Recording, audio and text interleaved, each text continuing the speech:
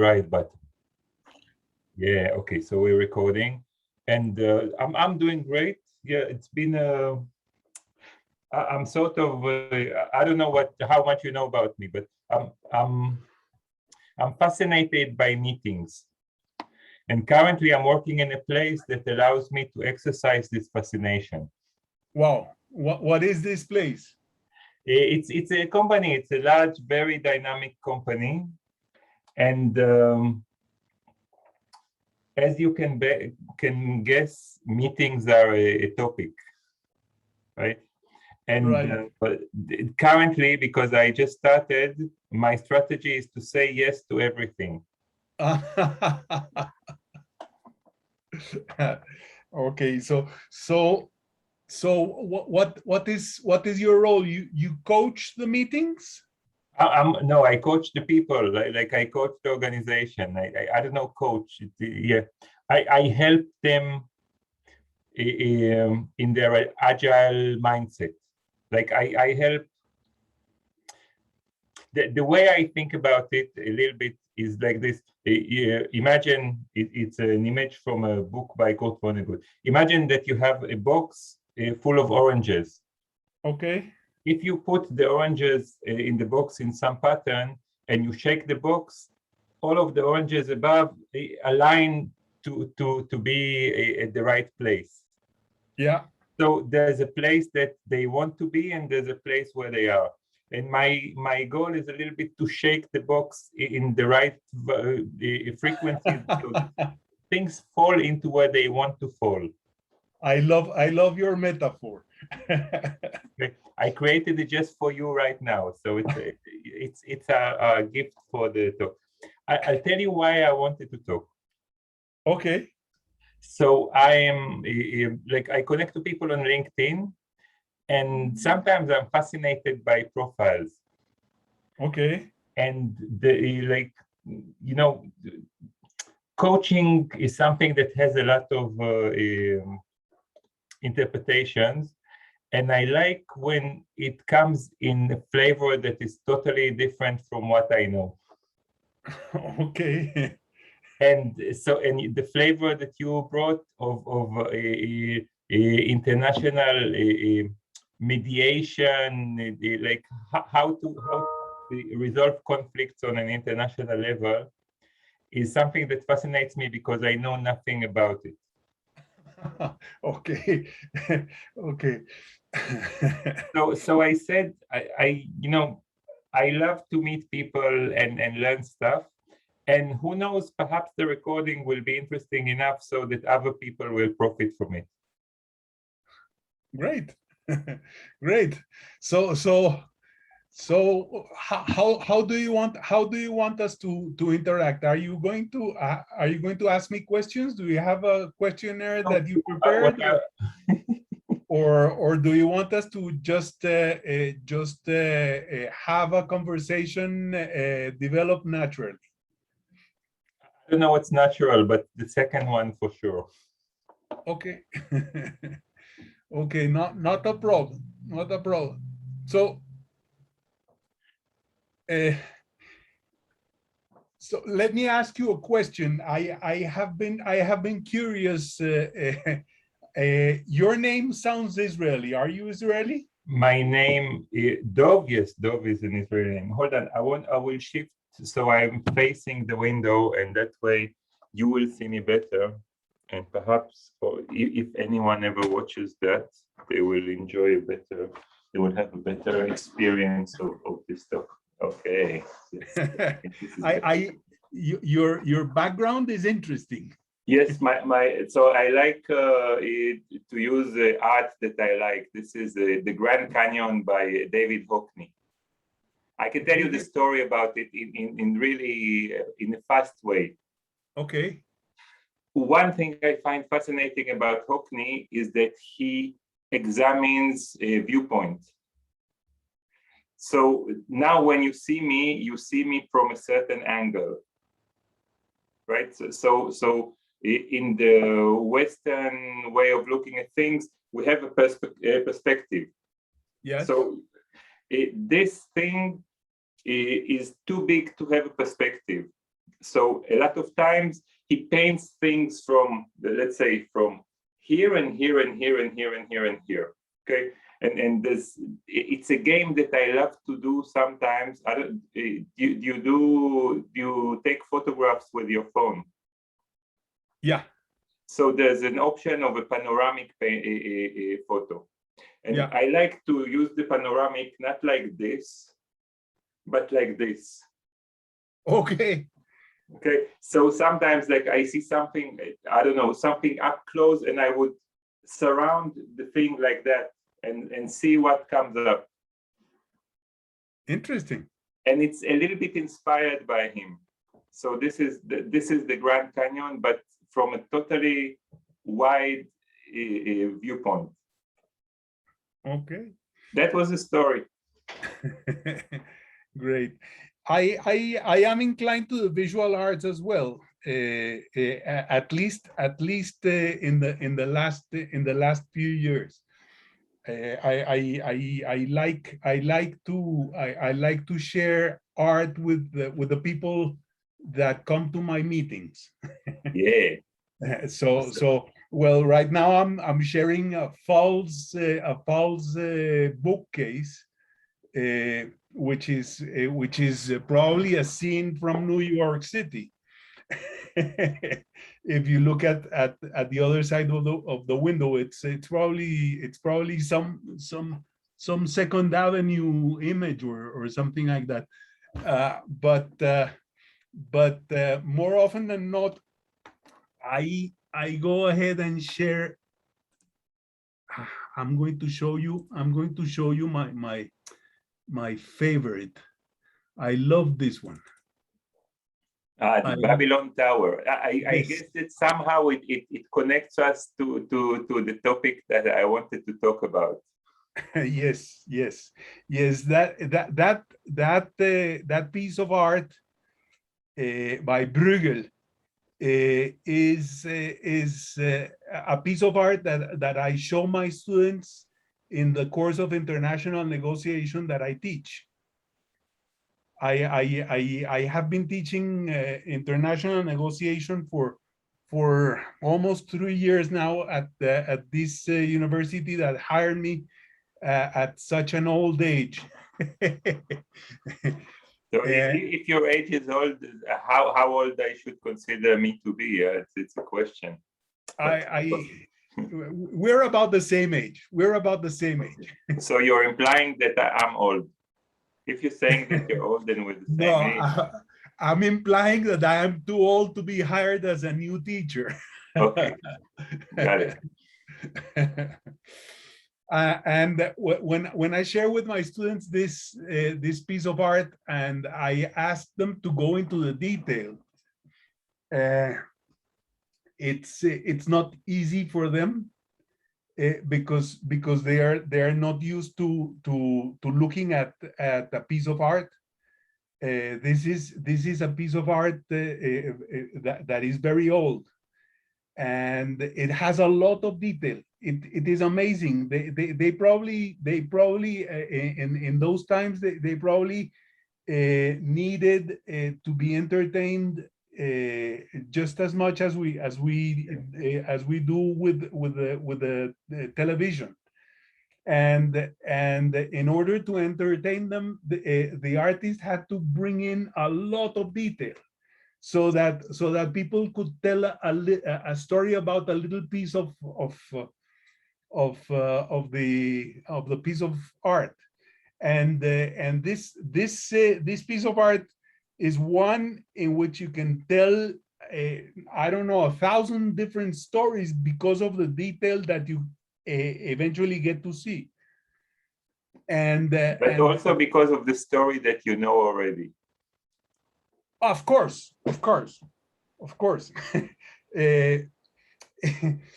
I teach my students are usually Colombian students. They are master students, and people in Colombia do not usually reflect a lot about their culture.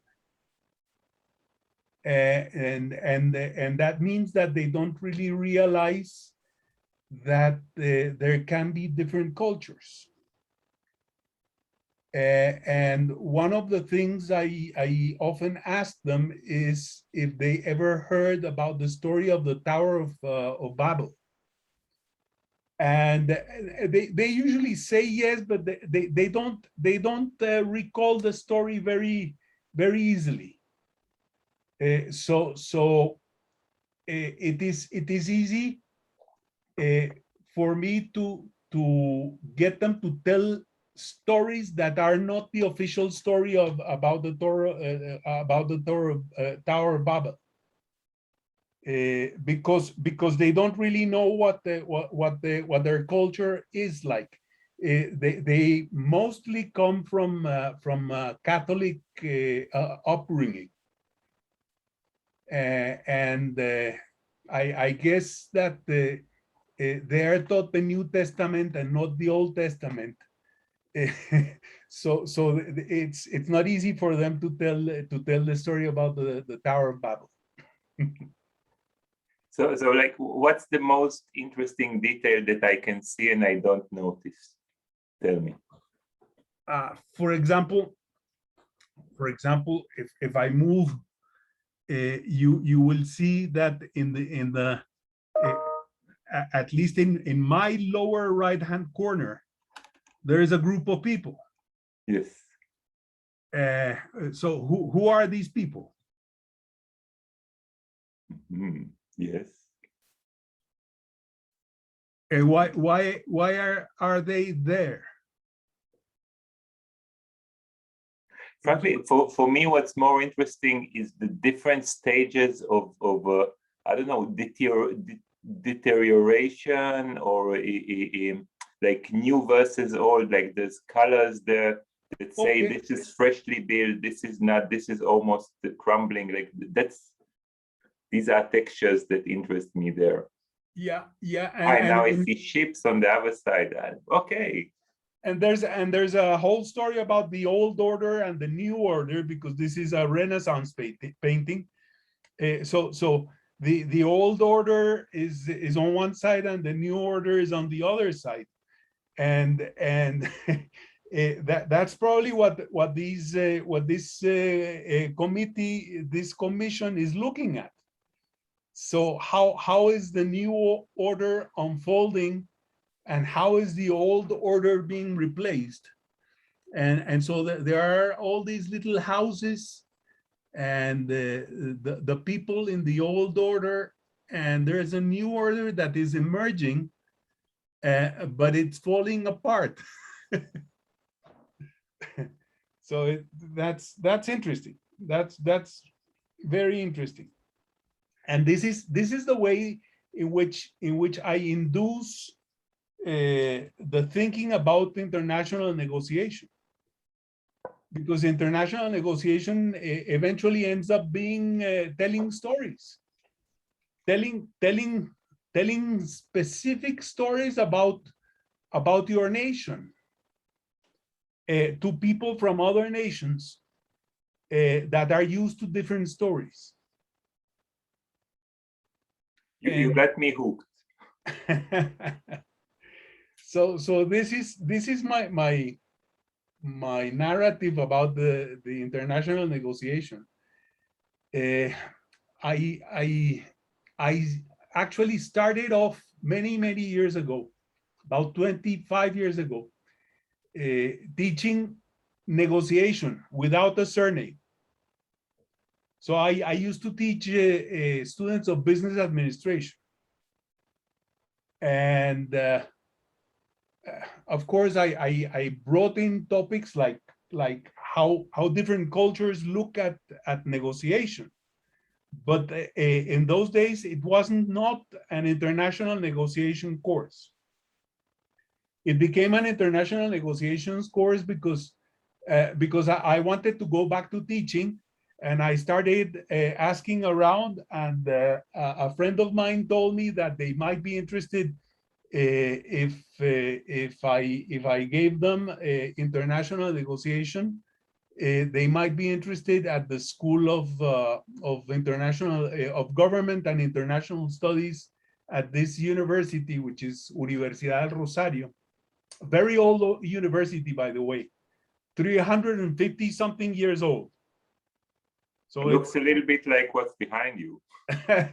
To some extent, to some extent. To some extent, and it is located, well, nowadays it has 3 campuses in Bogota, but the original campus was a campus right in the middle of downtown Bogota. And the place is the place where Bogota was founded. So there is a story about a conquistador whose name was Gonzalo Jimenez de Quesada, and he came to this land. He was a conquistador, so he was conquering. There was a previous culture here, an Aboriginal culture, and it was very rich in the area of Bogota. So he brought Christianity to these lands, and he founded the town. It was 12 huts and a church, and the school is located where the original foundation of Bogota was, and it is right in front of a square, and the square had a statue of the conquistador, of Gonzalo Jimenez de Quesada, right in the middle. Every time you say conquistador, I'm thinking of someone whose profession is to conquer. Like, on the CV it says, what I'm doing, I'm conquering. If you want to hire me, I'm a professional. Oh yeah, that's exactly it. That's exactly it.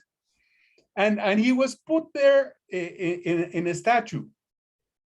And a couple of months ago, that statue was knocked down by the Aboriginal people that came from a different area of the country, and they were protesting. And one of the reasons that they are protesting is the fact that the Indian or Aboriginal leaders have been killed by the hundreds in the time from the Havana Accords and today. And this is something, frankly, that I love, because I see the interconnection between what's going on in the US with the taking off the statues there, and like exactly. It started like with taking off the statue of communism, and like even here, I think there's some churches that have statues with no heads, because during the French Revolution, the heads of statues in front of churches were torn down. And now that I'm thinking about even more than that, I lived a while in Thailand, and I loved Pattaya. Pattaya is like the original capital of at the time, and it was a huge temple. And to destroy the temple, I don't remember who, but like in the wars there, they destroyed the statues of Buddha. Like they, less than destroying the buildings themselves, which are easy, they're just stones on top of the other. The thing is to put down all of the statues of the person who represents the story. Yeah. And this person, the statue I'm telling you about, was knocked down. I haven't been at the university physically for almost a year now. I'm teaching by Zoom all the time, so I haven't seen the square without the statue. But these Indians we're coming, if you look at the map from Colombia, you will see that Colombia has two coasts. One is the Atlantic coast and the other one is the Pacific coast. And these indigenous people that came to Bogota to knock the statue down are people from the Pacific, from close to the Pacific coast.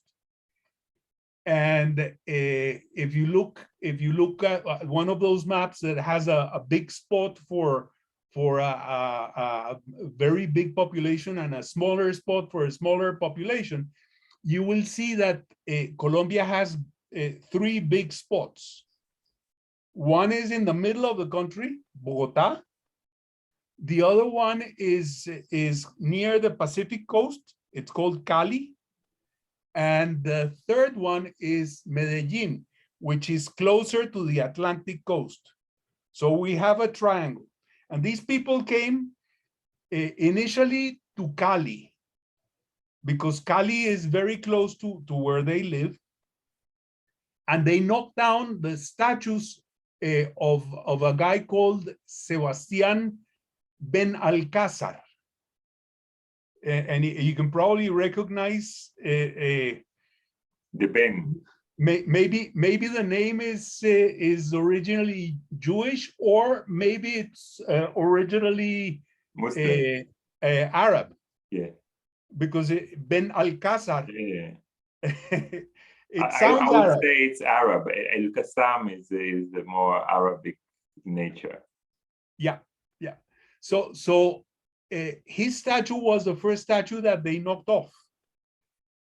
This was a beautiful equestrian statue with the horse standing on the hind legs, and they completely destroyed the statue of Ben Alcázar, and then they came to Bogota and they destroyed Quesada. So just about this, I want to share with you a small story that I heard, at least in France, which is when there's a statue of someone on the horse, there's a significance to the position of the horse. So if the horse is on two legs, it means that the person died in battle. If it's on one leg, it means I think that he was wounded. And if it's on four legs, then it means that he didn't die in war context or something like that. I'm not sure about the exactitude, but this is the story in general. Okay, I'll find out. I don't remember. I was taught Colombian history when I was a little kid. And I don't recall how Ben Alcázar's life ended. But perhaps it's a French thing. Maybe. However, Colombian history is heavily influenced by French sources. So you probably know that Bolívar went to France for a while. I know nothing. So I'm very poor in my history. Like this is, I think the more you said old, the older I get, the more I realize how much, if you are interested in something or not, has tons to do with the storyteller and not with the story. Like, even if the story is math, whoever passes you the story, it makes you either fall in love with it or hate it. And I hated history. Yes, I didn't like history when I was a kid. I grew up to like it much more. Very recently, that's clear. Very recently. So I have been becoming a little bit of a historian because for different reasons, I have been documenting my own ancestry. because we were told very very in Yiddish you call them Bobemaises. Mhm. I don't know if you're familiar with Yiddish. Yeah. It's a grandma's tales, like Right. literally. Right. So there are lots of Bobemaises in my own personal ancestry, and I started documenting my grandfather, and many things that I never knew about my grandfather emerged, and that became very interesting. So in my free time, I work on that.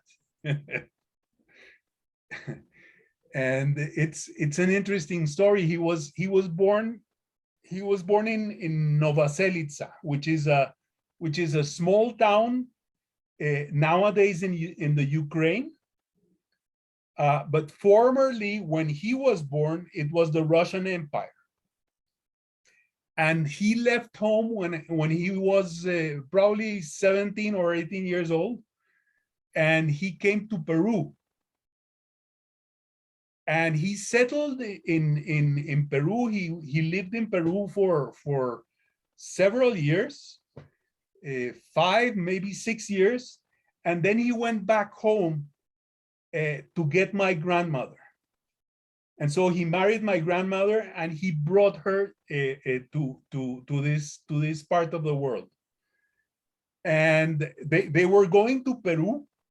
The way to go to Peru was to come through the Atlantic Ocean, get to Panama.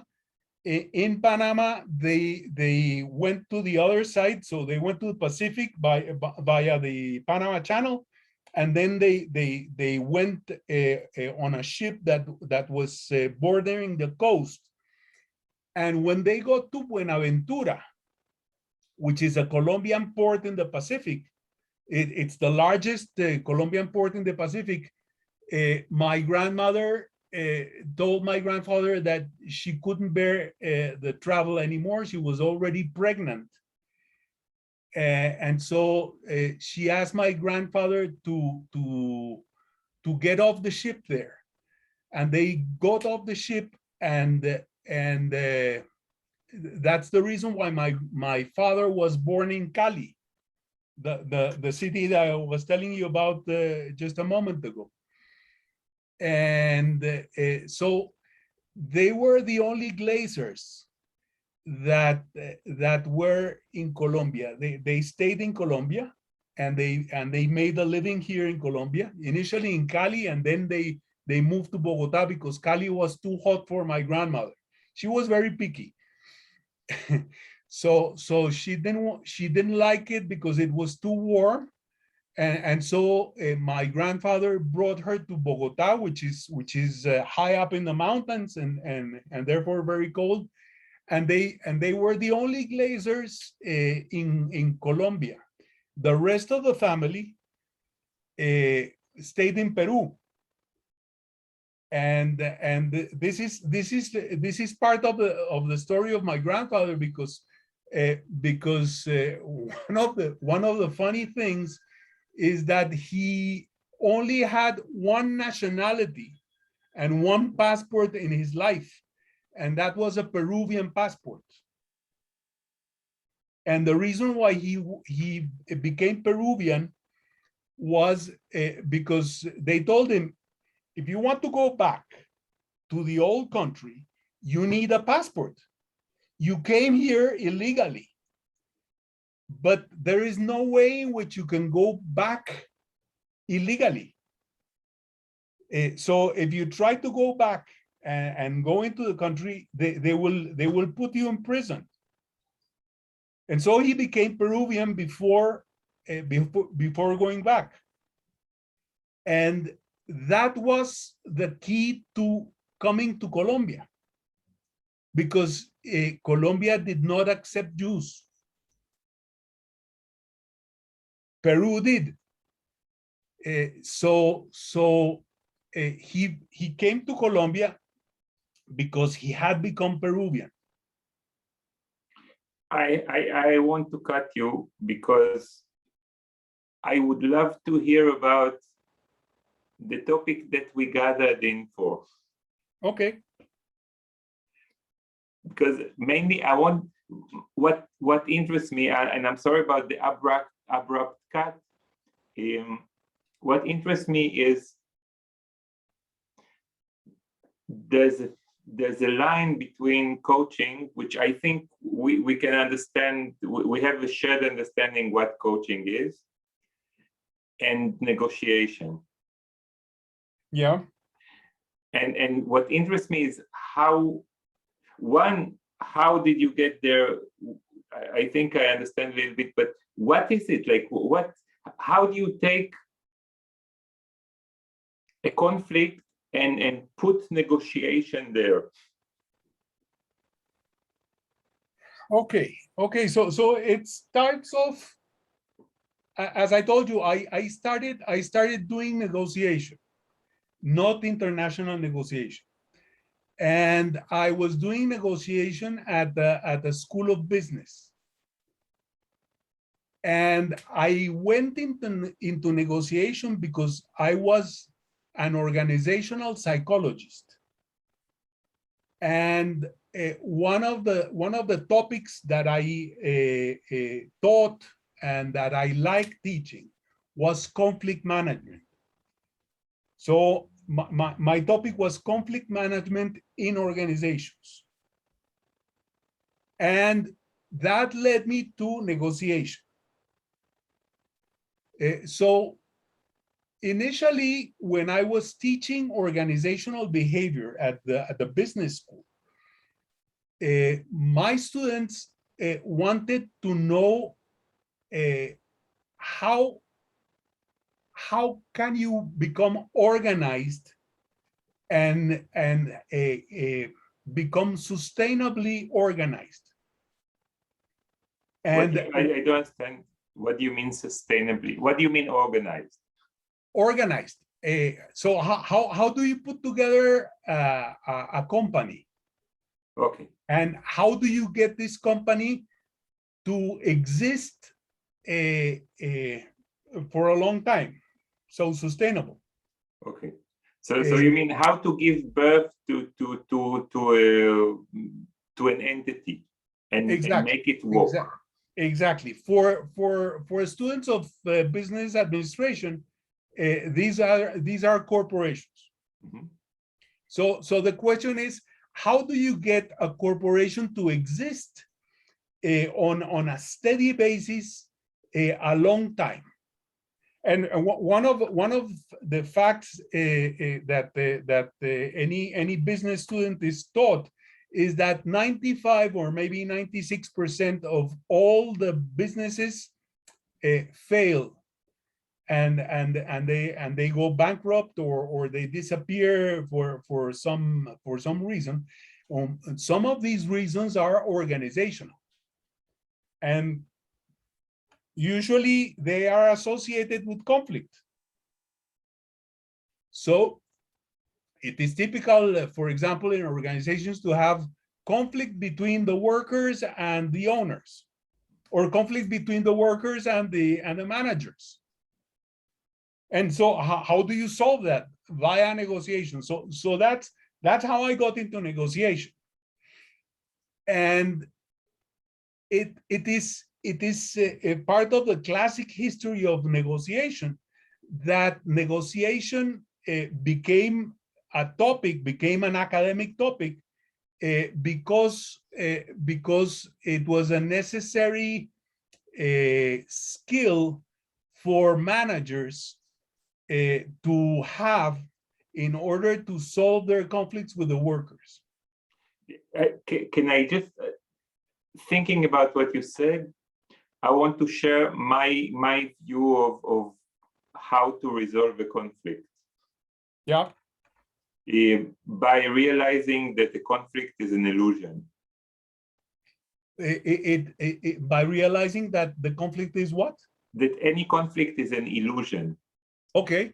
What I mean by this, and it has to do like with the larger topic. I love the idea of Taoism. Taoism means everything is an illusion except for one thing, which is everything. So the only thing that exists is the one thing which is everything. And the division of, I'll give you an example like that I like to give. Do you see that I have an arm? This arm exists only in your mind, because the line that you cut here, it doesn't exist, because it can be a little bit here, a little bit here. Where do you put it and why? And why don't you put a line here and say there is this part and this part?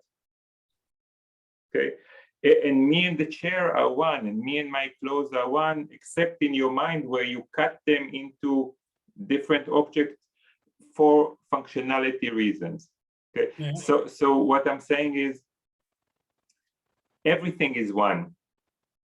Now, a conflict is an illusion because you take this one and you say, now I see two hands and they're fighting each other.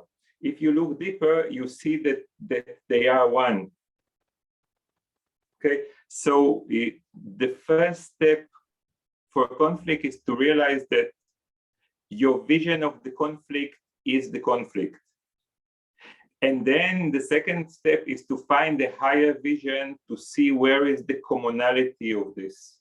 Like, why is this system deciding to put this together? So like that's just, I want to share my thought about this and hear what you think about it. Well, as a matter of fact,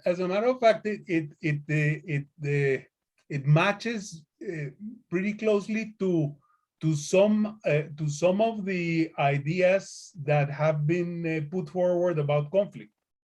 So one of the authors that I have been reviewing lately is a guy called Bernard Meyer, and he wrote a book a couple of years ago about sustaining conflict. And his claim there is usually people like the idea of ending conflict, and they want to end the conflict very quickly. And so that's the reason why they negotiate, because negotiation has been found to be a process that ends conflict more or less efficiently. So Meyer says, take good care, because even if you negotiate and end the conflict, it will not end. Because the conflict tends to carry on, and this is because those relations are one, and they need to be kept so that it is the relation that is going to be there for a while, and it tends to become prolonged in time because of its oneness. Yeah. So the conflict will not end, even if you negotiate a good ending of the conflict. And so in international negotiation, we have the concept of peacemaking and the concept of peace building. And the concept of peacemaking has a lot to do with negotiation. But the concept of peace building has to do with working with the relation and not ending the conflict, but getting the conflict to become overt, and the people that are in conflict to realize why they are in conflict. And I guess it's also about empathy, right? To understand that from the other side, things seem totally different. And Yeah, for this, like for this, you have to stop seeing your opposite as a caricature. yeah, yeah. And one of the things that I teach in my international negotiation course is how to make these conflictive relationships uh, become more constructive, become more positive. Because usually conflict is seen as something negative because it has a closeness to death. So eventually conflicts lead to death, or to many deaths, or to blood spill. Mm. And there is no good reason for conflict not to evolve into something that is more productive, that is more constructive. I don't know what you mean. There's no good reason. What do you mean by good reason? Well, the history of international negotiation comes with the Greeks and their war against Persia. So the Greeks in the war against Persia, they were in conflict with Darius, and one of the things that Darius wanted was to become the king of the whole world. So he wanted to conquer the Greeks, and the Greeks did not want to be conquered. Surprise.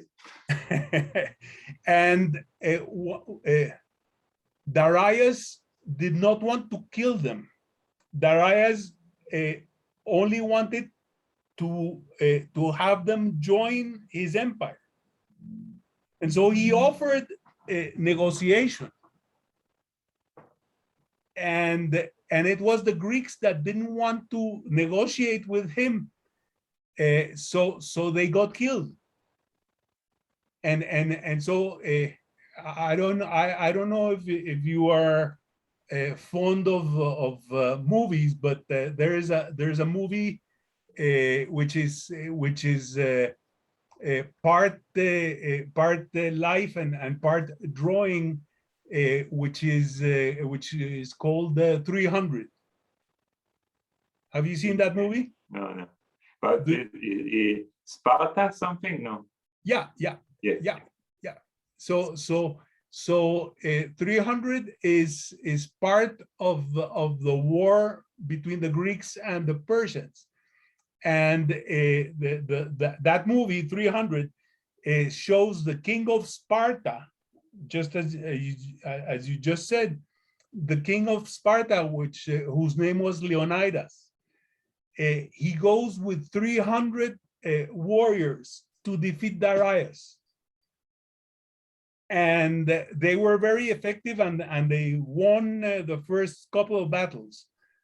But then the sheer numbers of the Persians and the sheer size and weight of the army, of the Persian army, destroyed the 300.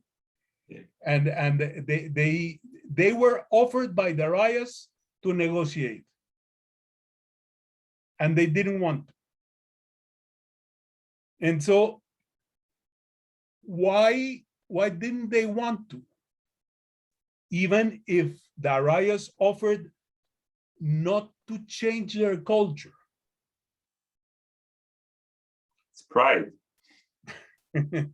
Exactly. Yeah, but I think it's also it's perhaps it's deeper than pride. It's losing your identity. Like if your identity is defined too much by your story, by your nationality, by your mythology, by your, if you hang too much to the words, to the story, and not to your internal being, then I guess being conquered means your death, because your identity is your story, and being conquered, it destroys your story. Exactly, exactly, and it goes back to the example that you just showed me. There is no line. Yeah. You make up the line, and the line in this case is you make up an identity, and the identity is a story. So it is the story that there is your body, and there is something that extends from your body, which is an arm, but you have the idea that the arm has an independent existence. Yeah. And this is exactly what happened with the 300. They had this identity, they had this proud identity of being Spartans. And there's a similar story in the Jewish culture, in the Israeli culture, about the Greek. Like there's a holiday to celebrate the temporary defeat of the Greeks in Israel, even though after that they were all killed. Yeah, the story of Hanukkah. The story of Hanukkah, right? Yeah, exactly. Exactly. And it's interesting because like Hanukkah is a very special holiday in the sense of it's the only holiday that is a modern mythology. Like at the old ages, there was no celebration of Hanukkah. It's part, from what I understand, of the rebirth of the nation, that the nation decided to frame this story into a holiday and create a myth. Yeah, and many myths were created. So if you look at the story of Masada, for example. Yeah, that's the same story. Yeah. You get the version of the story that was put together by Yigal Yadin. Yes. And he tells the story about some martyrs that went up to Masada and took the fortress, and Exactly. they were killed. And he claims to have dug archaeologically the remnants of these people, but it's been shown that that's completely false. There are no human remains in Masada that are significant to say that there was a whole bunch of people there. Yeah. And for this, I want to say something. Yeah. I like the word history because it has story inside it. You know, there's even the history and there's her story, right? So like history is the story from the male perspective of the human race. But like history is a bunch of stories, and the side that wins gets to choose which stories they want to tell. So like history has no objective sides, just like stories. In fact, like every story starts from the punchline. Like you tell a story because you like the moral of it, and the fact that it's true or not doesn't matter, because I think as I said, as the world is one, in my view of the world, you can thread any story you want there. Yeah. You can see how the tree is happy and how the car wanted to hit the kid and the driver. Like you can do whatever you want there. Yeah. Just by the way, like this one. That's why I love this one. Perspective is arbitrary. Yeah. And you can tell a story. There's this guy. I use him in my classes, and I teach my students a little bit of storytelling. There is a guy called Marshall Gantz. Marshall Gantz became a teacher in the Kennedy School of Government in Harvard. He is the son of a rabbi, and the stuff that he teaches in Harvard is to a great extent storytelling. So he brought one of the stories that he heard from his father, which is a story of the Talmud, and it is a very famous saying. Let me call it that, by Hillel, which is the three lines that Hillel put together in Ena Nili Mili, and so on and so forth. These are three. Exactly. So if I'm not for myself, who will be for myself? Yeah. Then if I am only for myself, then what am I here for? And then if not now, then when? Yeah. And so Gantz turned this into a way of telling stories. So he says that any individual, remember, he's in the Kennedy School of Government, so he teaches storytelling to people that go to learn government, including a guy called Barack Obama. So Barack Obama was in Gantz's course, and Barack Obama says himself that he did not know how to put a speech together. And the guy that taught him how to put a speech together was Marshall Gantz. And the speeches that Marshall Gantz teaches his students to put together are stories that have me, the story of me in Ena Nili Mili, the story of us. If I am here for myself alone, then why am I here? I'm here for you. And if not now, then when? And if you look at the speeches that Obama makes, and especially the speeches that he made during the presidential campaign, you will see that they all contain these three parts, these three questions. But so explain the third one. I beg your pardon? Can you explain? So first of all, beautiful. Like if I take something from this conversation, this is wonderful.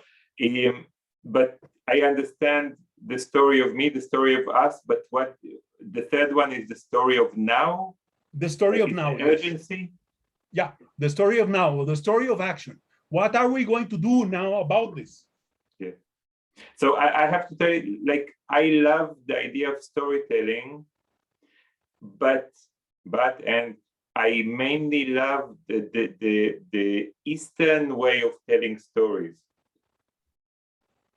So like there is a story about and you know what, we can look at it through this prism now that I think about it, because the third one is the strongest one. So like there's a story of a samurai who walks in the woods and suddenly he sees a tiger and he starts running away from the tiger, but on the other side he sees a rhinoceros, and now he runs away from both of them to the third direction, and suddenly he sees that there's a cliff, like land ends there, but they're both chasing him, and in his last moment he jumps from the cliff, but then he sees that there is a bush, like a small plant, and he holds on to his life to this plant with the cliff, and then he sees that on the plant there are strawberries, and he reaches and he tastes the strawberries, and the strawberries were tasty. And I love stories like that because they end with now. They don't end with the moral. It ends with, we don't know what happened next. As a storyteller, I decided, one, to cut the story. In fact, the samurai died. Perhaps he died from the cliff, perhaps he died 20 years later. In fact, he doesn't exist at all. But the fact that I made you feel alive by framing this moment of full livingness is the point. Yeah. And that's it. That's exactly the structure of what Gantz teaches the politicians. Because he teaches them, of course, then he says that not always the order matters. So you will see in Obama's speeches that he often starts the storytelling by telling the story of now before telling the other two stories.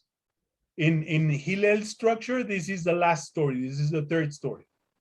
But Gantz explains to them that sometimes it doesn't, the order doesn't matter.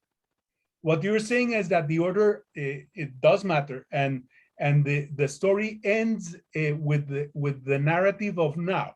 Yeah. But this is because of the surprise element. It's not always that you want to build a story for a surprise, right? Right. So when you tell a story, you're the director, and there's so many directors with different tastes in them, right? So I don't know what Scorsese. It doesn't have the same rhythm as Wim Wenders. It doesn't have the same rhythm as what's his name? The guy I like. He has now a film about the French. What's his name? Wes Anderson, which I love his storytelling. But they can tell exactly the same story, but again, just like this, the perspective from where you look changes these three components to make them look near each other, far away, to the left, to the right. Yeah, there was a time 20 years ago when I decided to start putting storytelling into my negotiation course. And one of the ways I did it, I had not read Gantz then. One of the ways I did it was by showing my students a very classical picture by Akira Kurosawa. I don't know if you've seen it, Rashomon. Yeah. In Rashomon, there's a killing, and Kurosawa tells the story of the killing from the perspective of many different people. Yeah. Even from the perspective of the guy who was killed, and the stories are completely different. So yes, that's something that I did many years ago. I wonder where my copy of Rashomon is, because I might want to teach Rashomon again. Online. Now that you make me think of it, I probably will teach Rashomon again. Yeah. So it's funny because one of my mentors that I love, Peter Merrill. I don't know if you heard of him. Who? Peter Merrill. He's the guy. That's a totally different story, but I'll give you the taste. He wrote a book called The Agile Tao, which is my favorite book in the world in the moment, which is a refactoring of the book of Tao into agility. The Agile Tao. Yes. Look it up. I have a podcast called The Agile Tao where I talk to him. Okay. And the idea is to see how can current organizations profit from the Taoist mindset. And the book is like the Book of Tao. I don't know if you know the Book of Tao or not, but it's a set of poems. Yeah. Okay. And he refactored these poems and translated them into agility, I'd say. Wonderful book. Wow. So Anyway, he's putting the Tao in terms of agility. yeah, but in terms of agility, but he's so I'll tell you the story.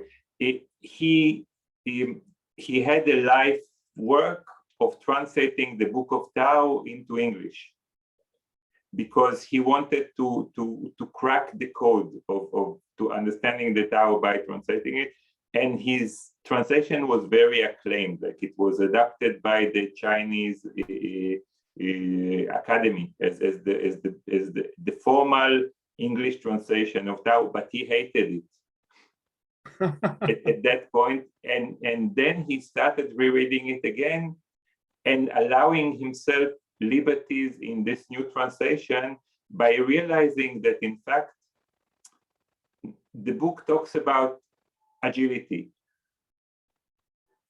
Okay. And what the people translate as the sage is the agile one. Okay.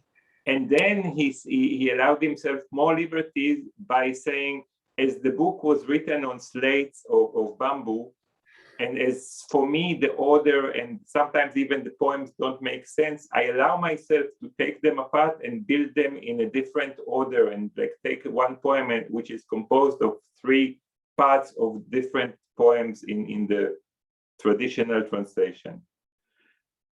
And so very smart. I'll tell you like the one huge illustration that I love from that book in his translation, which is radically different. Normally, complete the sentence. A journey of 1,000 li starts with the first step. Yes. In his translation, and his translation is formal, like his translation takes from the formal process of translating, he says, a journey of 1,000 li starts at the ground below your feet. Okay. And the difference between the two is so beautiful. But I'm diverting, let me convert. So he also created something called X Scale, which is a set of practices to enhance agility. And one of his best illustrations, inspirations, whatever, is the 7 Samurais by Kurosawa.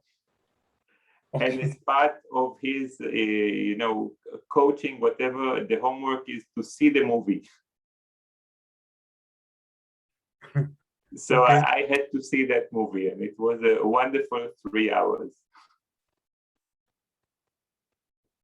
Especially because I see it through his eyes, like I see what he sees there. Okay. So that's about Kurosawa. But in fact, let's get back to negotiation. Teach me, like let's say I want to resolve a conflict and help people negotiate. Guide me. Well, I usually show them that what people have done is usually well done. So for example, going into long movies, 3 hours of Gandhi,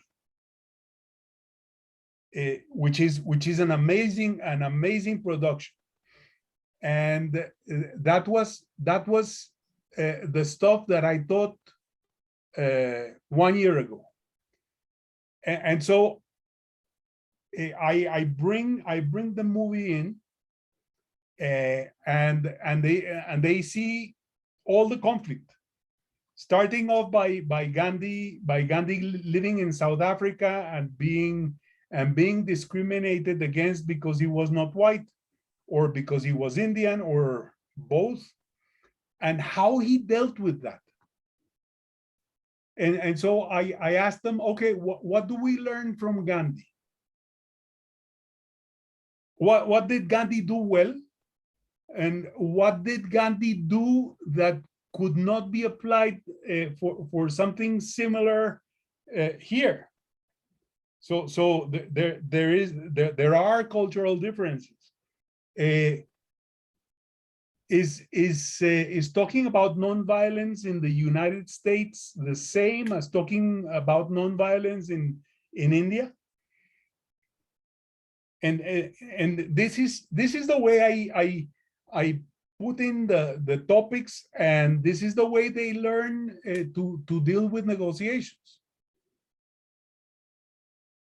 And I do it for the students of the master's program, but I have done it also with the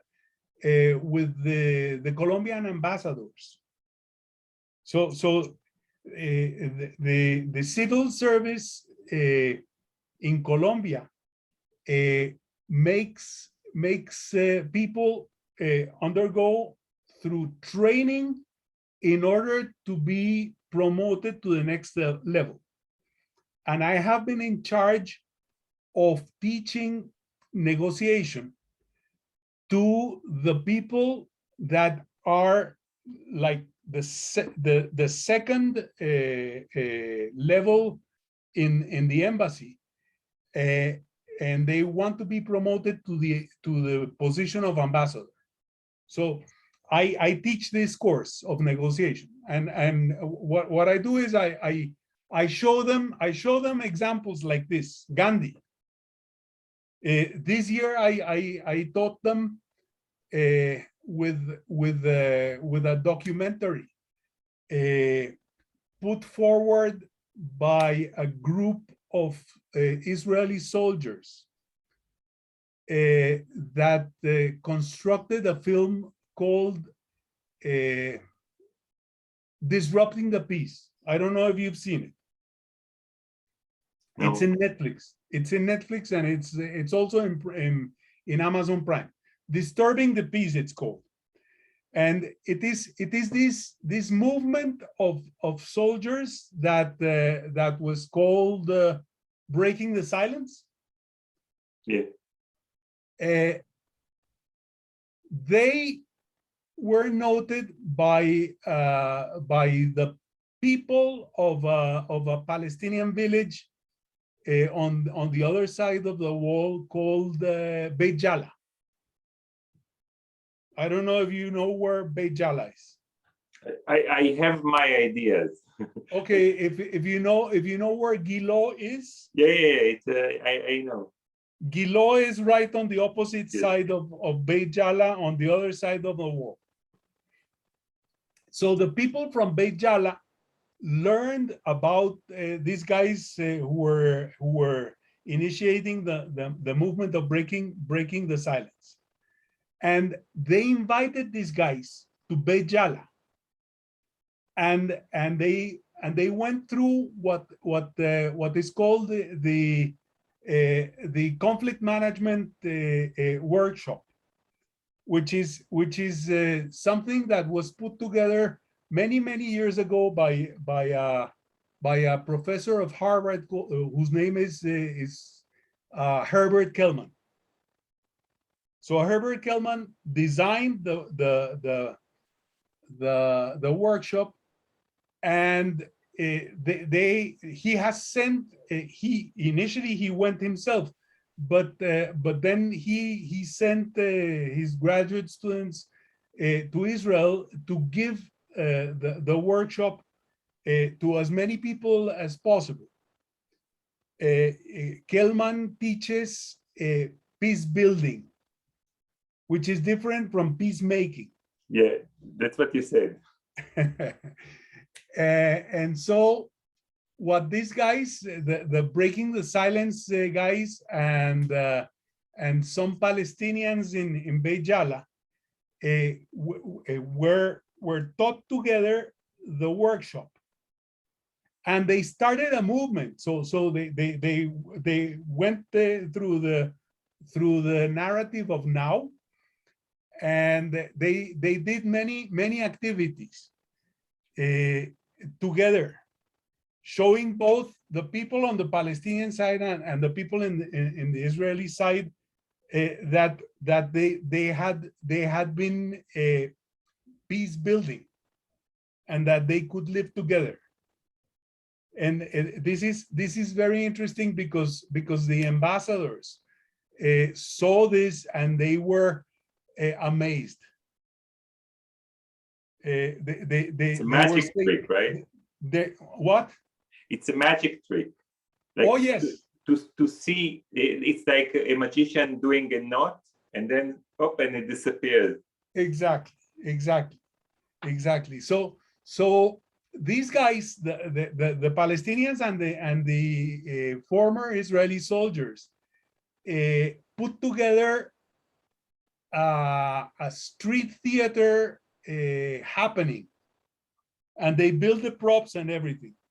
And they came from the two sides of the separation barrier, and they came to the barrier, and they gave the presentation of this happening to the soldiers that were right there in the middle. And on both sides, they trapped the soldiers in the middle of the happening, and they simulated the poll at the United Nations, where the Palestinians got the approval as a Palestinian state from the Assembly of the United Nations. So what they did there was they were calling the countries, so Russia, Azerbaijan, and so on and so forth, and everybody was in agreement that the Palestinian state should be created.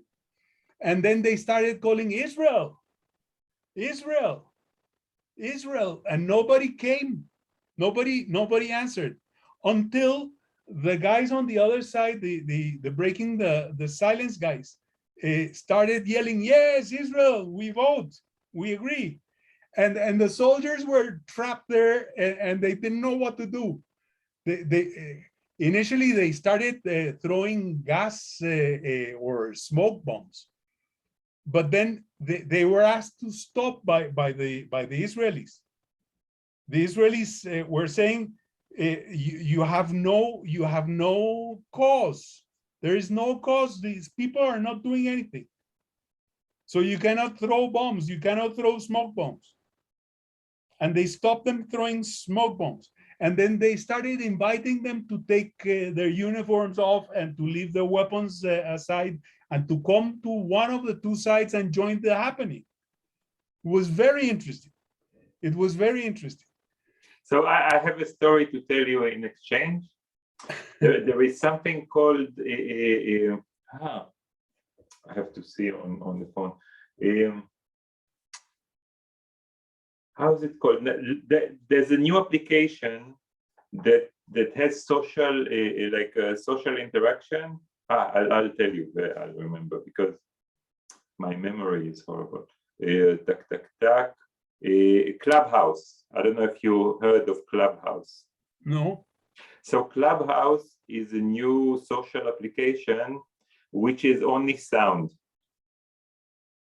No text, no images.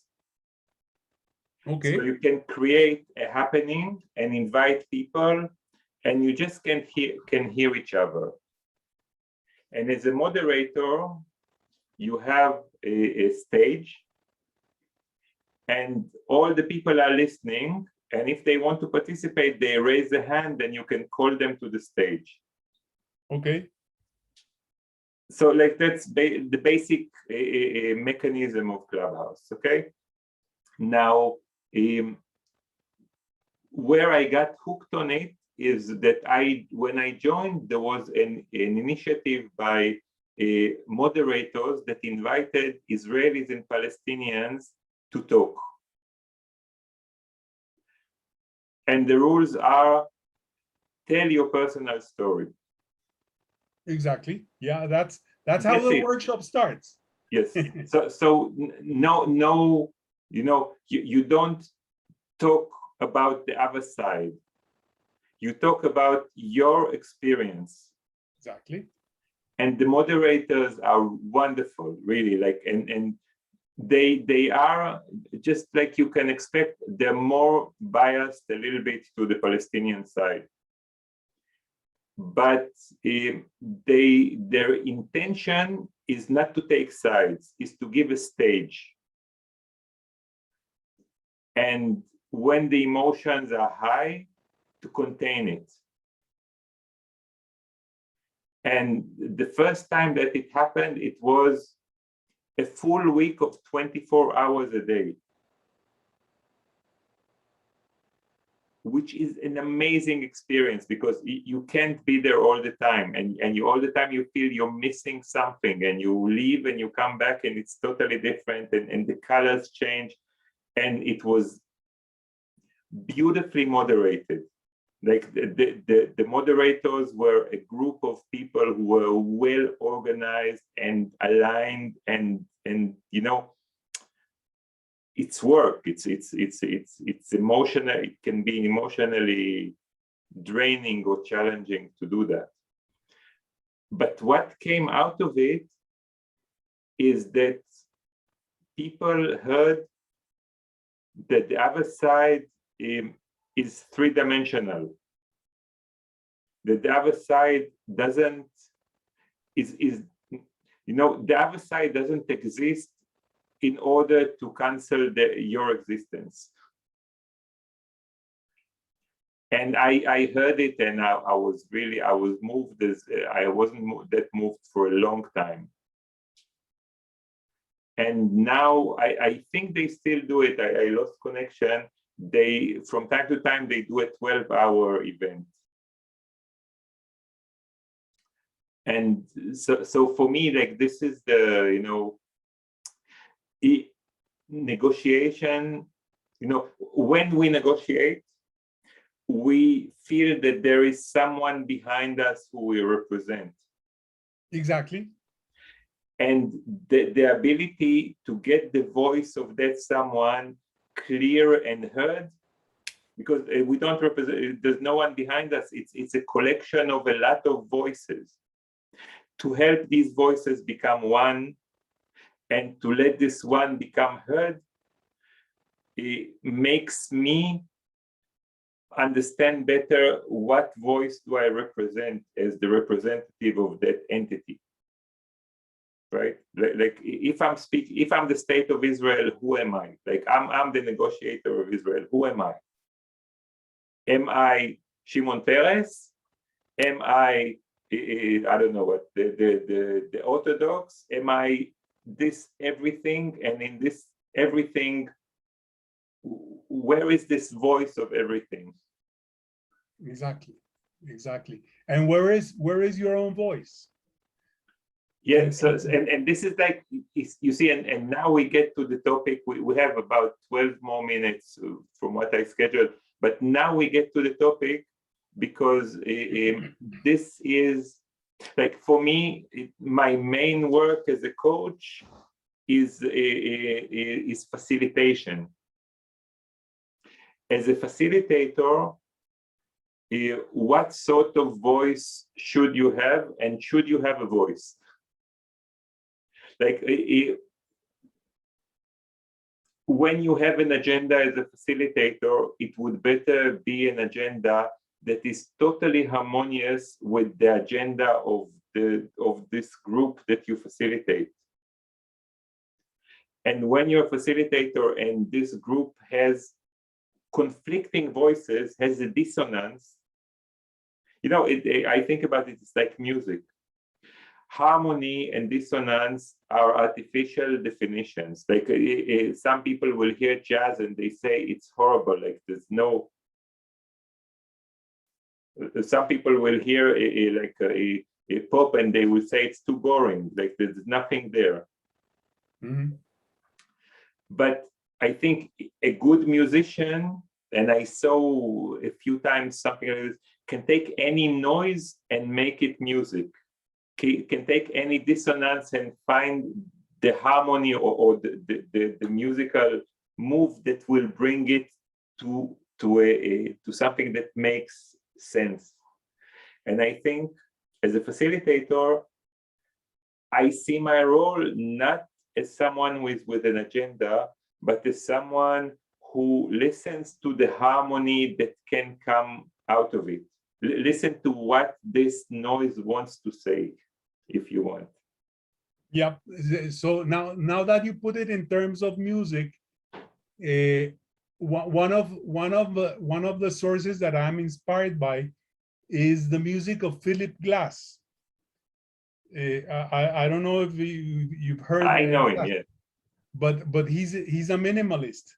Yes. And I see my role as a facilitator as being able to discover the minimal in the voices of those that are going to be facilitated, so that that little sound, that little minimal sound, repeated once and again, will create some kind of interesting result, not necessarily harmonious, but some kind of interesting result when added to the minimal sound of another person.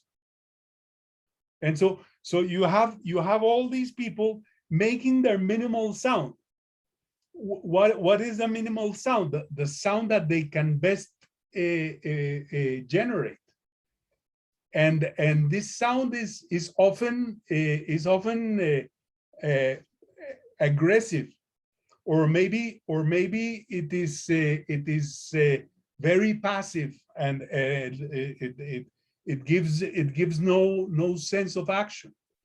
But when you get these minimal sounds to emerge from all the group, you get something. And this is what they call the workshop. So the people that have worked in developing the workshop for many years is this: they don't have a voice as facilitator, or they don't take a voice. What their role is to discover what the minimal sound of every one of the participants in the workshop can generate, and they make them generate this sound once and again and again and again, and they put them together, and it becomes a choir. It becomes a whole piece of music. Very beautiful metaphor. When you talk, and also looking at the clock, I say, if I had to end the interview somewhere, this would be a perfect thing. Only I can't, because I want to continue the conversation a little bit. But like, for editing purposes, we can pretend that this was a very nice closure. But like when you said Philip Glass, I think the composer that I like more is John Cage. John Cage. Yes. I've never heard of him, but yeah, so John Cage is an avant-garde composer. He's not a minimalist. He's an avant-garde composer. And I used to have a record of solo piano. Imagine a random random rhythm with random notes just playing. Imagine so this is, I had a disc like that, and I used it to mask noise. So when I studied, I lived near a highway, and there was tons of noise from the street. I would put this disc and I would have silence. Like because it becomes white noise. Yes. And so, and this is one. The other one, I think, is a piece, I don't remember for what else, but something, and 3 radios. And there's very clear instructions for 3 people to play with the dials of the volume and the station of the radio on stage. And the third one, which is the most famous, and again, I don't remember the exact title, but it's like 324, something like that, which is, in fact, the whole musical piece is 3 minutes, 24 seconds of silence. And a very famous pianist played this. and and it's amazing. Like a pianist gets to the stage, sits, opens the piano, turns the first page, and does nothing. And after a while, he turns to the second page and does nothing. But he reads it. It's like it's not a comedy. And you can not only this. You know, like do they know it's Christmas time? You know, like the charity records. So there was one year when there was they sold a disc of this piece as a charity piece, played by different people, and you can get it in high quality and low quality of recording, which costs differently. So, but the idea of the music is that it's a space that, especially when played live, suddenly you hear the audience. The audience becomes part of the music. If someone coughs, he coughs. No, like, and for me, like when you said Philip Glass, I would say John Cage, in the sense of accepting anything, treating reality as something legitimate, as something which is framed to be a performance. A little bit like, if we go back to the Eastern, like the Zen stories, is helping people be grounded, be present in where they are. Because I think a conflict is rooted in the belief that things should be different. Yeah. While reality means now is the only thing that exists. Yeah. Yeah. And so let it be, and try to be present and make the most of it. Yeah. Okay. So I thank you for this. It was a lovely conversation. How would you like to end it? I wouldn't, but in the respect of time, probably I would end it by inviting you to some further conversation some other time. Yeah, so let's do that. I have one question to ask you before that. I see that you're very lit. Is it daytime? You see that what? You have sunlight on you? Yes, it's my window. It's my window. And where are you in the world? I am in Bogota, Colombia. Currently. So I'm in France, and as you see, the sun, it's the same sun on both of us. And I love when I see you, to imagine that it's the same sun that drops on us from different angles. Yeah. As a matter of fact, the sun right now is shining on the opposite side of my apartment. So here it's not sunlight, it's bright light. It's you ruined the whole story. Come on. but it's the same sun. No doubts. And I have to share with you, I thought of a plugin that I would love to see in Zoom, which is that when you have people on your screen, they will not be like that, but they would be like that. Depends on where on earth they are compared to you. Oh, wow. What's the plugin called? No, it's just in my head. I have to first, but like I would love to see that, so that people realize that they are on the same sphere. They're not in this virtual thing, but they're actually on a ball. Yeah, interesting, and it must be not so difficult to put together something like that. Yeah, it's not practical in the sense of when I speak to you, if I see you now like this, it will be very hard to concentrate. But as an exercise, I think it's very interesting in the sense of negotiation, in the sense of empathy to the place of the others, and to know that on my screen I'm like this and you are like this, but on your screen you are like this and I am like that.